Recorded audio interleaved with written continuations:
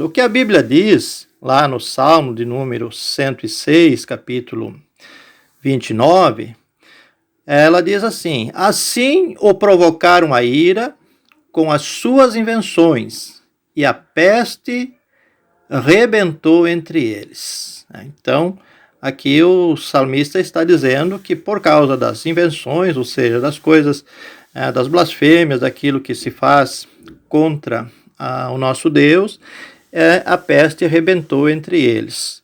Mas temos também uma notícia importante no mesmo texto, capítulo 6, 106, versículo 30, que diz assim: então se levantou Finéias e fez juízo e cessou aquela peste. Salmo 106 e verso 30.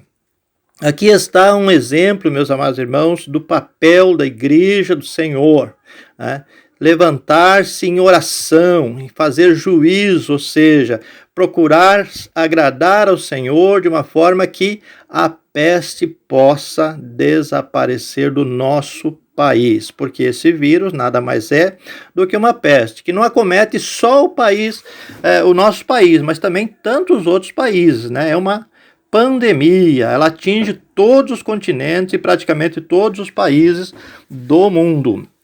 Mas está nas nossas mãos uma arma muito poderosa que é o fazer justiça. Então se levantou Finéias e fez justiça e cessou aquela peste. Mas muitas vezes por causa dessa situação, que a gente está, uma situação de incerteza, tanto na questão aí da saúde, da preocupação com o vírus, da preocupação com a doença e também da preocupação com a falta de emprego, com a fome que pode acontecer depois disso. A palavra do Senhor também nos tem uma recomendação muito importante, que diz assim, Provérbios capítulo 24, versículo 10. Se te mostrares frouxo ou fraco no dia da angústia, a tua força será pequena. Então, se nós nos deixarmos levar pelo noticiário, pelo sensacionalismo que sempre é feito, pelos interesses da imprensa, pelos interesses políticos que sempre acontecem nessas situações, nós vamos nos sentir fracos, nós vamos nos sentir frouxos e vamos nos angustiar e vamos ficar cada vez mais debilitados, e a palavra do Senhor diz que então a nossa força será muito pequena. Mas no Salmo capítulo 50, versículo 15, a palavra do Senhor diz assim: invoca-me no dia da angústia, e eu te livrarei, e tu me glorificarás. Oh, glória a Deus, aleluia! Invoca-me no dia da angústia, e eu te livrarei, e tu me glorificarás. Então, ao invés de nós nos deixarmos tomar pelo medo, pela preocupação exagerada, ao invés de nós entrarmos nessa pilha que muitas vezes as pessoas querem colocar para a população, nós vamos invocar o nome do Senhor. E ele nos fala: eu te livrarei e tu me glorificarás. Note, os irmãos, que não está dito, talvez eu te livre, talvez você me glorifique. Não, é certo. A palavra do Senhor é com certeza, é com toda a segurança.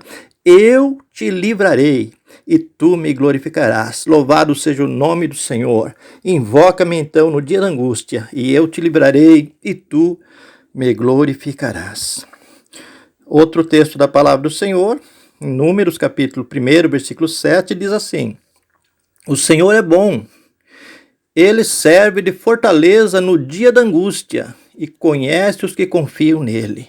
Ó, meu irmão, minha irmã, eu e você, nós que confiamos no Senhor, ele é bom. A palavra do Senhor nos diz: o Senhor é bom. E ele é fortaleza. Ele serve como fortaleza para o cristão, para o servo do Senhor. E conhece também a cada um de nós que confiamos nele, Louvado seja o nome do Senhor. Talvez a gente esteja um pouco preocupado pelo fato de não poder estar na igreja, não poder cultuar. E eu nesses dias tenho me lembrado muito da minha época de jovem, quando eu me converti ao Senhor com 17 anos. Nós morávamos em lugares isolados, em lugares distantes. Culto a gente não conseguia participar de muitos cultos, né? E a gente tinha, na época, não tinha internet, não tinha esses meios de comunicação que nós temos hoje. Mas uma coisa muito interessante, nós tínhamos o rádio, e o rádio, então, nós ouvimos os programas, né? E aí não importava de qual a denominação, o programa, a gente se alimentava muito com os programas, a gente se dava muito bem, a gente não tinha inimizades, não tinha contrariedade entre denominações. Eu me lembro que na época existiam ali na região Igreja Batista, Assembleia de Deus, Quadrangular, basicamente estas, né? Mas nós éramos uma irmandade só, era uma comunidade só, né? Às vezes as pessoas moravam longe no interior, ficava 30 dias, 40 dias sem ninguém poder ir lá fazer uma visita, né? A gente ia, caminhava longas distâncias a pé, a cavalo, algumas vezes de carro, para ir lá levar a ceia, fazer um culto, né, de tempo em tempo, mas a comunicação mesmo era através do rádio, né?